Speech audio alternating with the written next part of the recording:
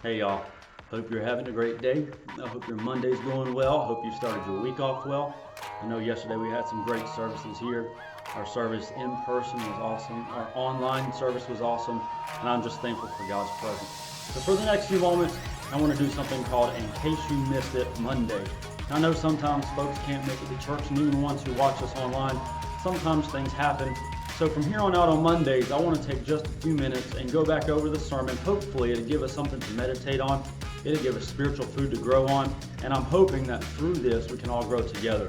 But before we get into that, we showed a video right before I delivered the sermon, and I want to show that to you. So here it is.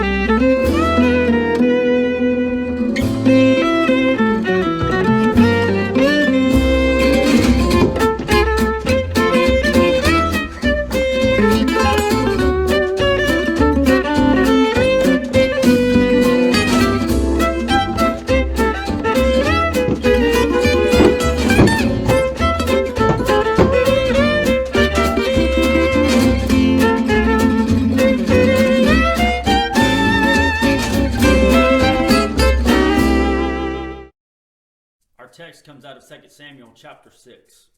The Ark of the Covenant was in Abinadab's house, and Abinadab had two sons named Ahio and Uzzah. Now David decided he wanted to get the Ark and take it back to Jerusalem, so he gathered 30,000 choice men.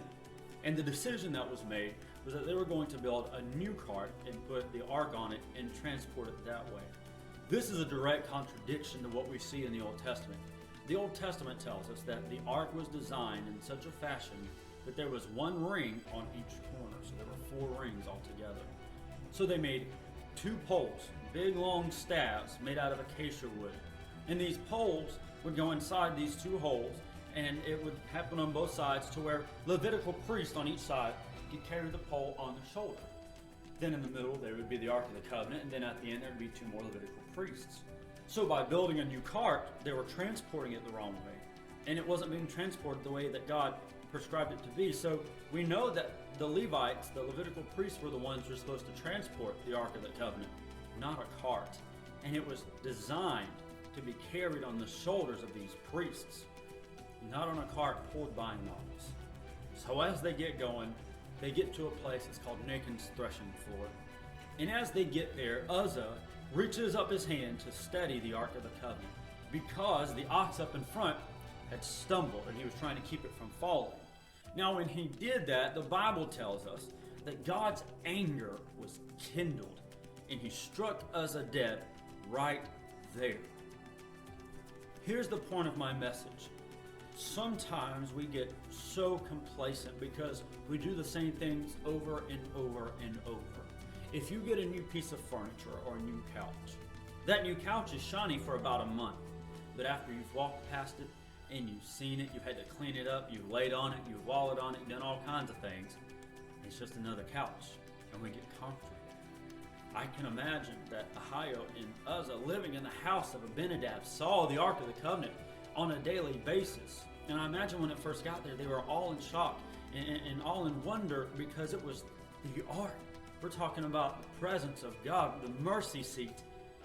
But after a while, it just became another fixture in their house. So when it came time to transport the Ark of the Covenant, they didn't do that with the same reverence that they should have. They didn't follow the prescribed laws. So sometimes when we come into the house of God and we do it week in and week out, we get complacent. We do the same thing. We come to the same seat. We sing the same songs. We see the same preacher. We see the same people. Some of us have probably even got schedules of what church clothes we're going to wear on a certain day. It's a schedule. It's a routine.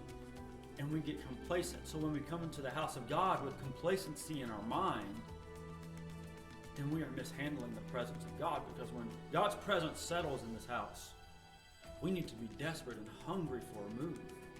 Because when God's presence comes into this place, lives can be changed, situations can be turned around, the sick can be healed. But if we mishandle the presence of God, then we are quenching this move, and we are resisting the move. We are vexing the Spirit and grieving the Spirit. We are despising the move, the Spirit. And this is what we got to be careful of. We have to handle God's presence with care, with hunger, with passion, with love. And each and every day, we need to get up and pray, God, make me hungry for you. And when we come into this house, when we come into this sanctuary, we need to make sure that our hearts are right and ready to receive what God has. Take a few hours and just meditate or fast, or get into the mindset of, I want to see God move. That's all I want. And then come into this house hungry and desperate for a move. But if we come in here complacent, we'll mishandle the presence of God. I love you. I'm praying for you. I'll see you next time.